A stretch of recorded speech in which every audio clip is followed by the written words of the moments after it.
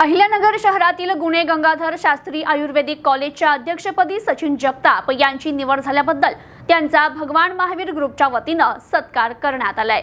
अहिल्यानगर शहरातील गुणे गंगाधर शास्त्री आयुर्वेद कॉलेजच्या अध्यक्षपदी सचिन जगताप यांची निवड झाल्याबद्दल भगवान महावीर ग्रुपच्या वतीनं त्यांचा सत्कार करण्यात आलाय। वडिलांच्या निधनानंतर आयुर्वेद कॉलेजची जबाबदारी माझ्यावर पडली आहे। ती मी आणि माझे भाऊ आमदार संग्राम जगताप आम्ही दोघे मिळून यशस्वीपणे पार पाडू। काकांची या संस्थेबद्दल असलेली श्रद्धा आणि विचार पुढे घेऊन जाऊ। काकांनी दिलेल्या शिकवणीनुसार काम करत राहू।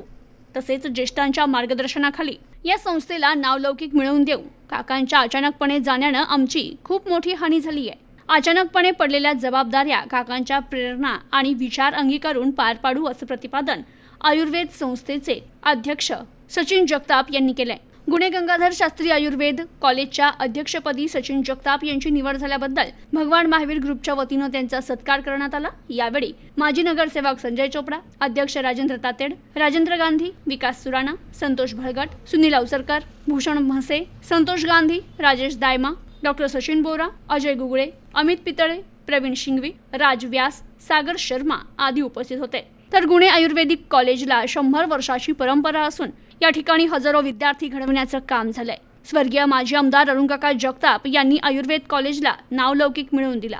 शिस्तप्रिय काकांमुळे कॉलेजमधील शिक्षक, विद्यार्थी यांनाही त्यांच्या विचारांची सवय झाली होती। अडचणीच्या काळात पाठीमागे उभे राहणं ही काकांची सवय होती।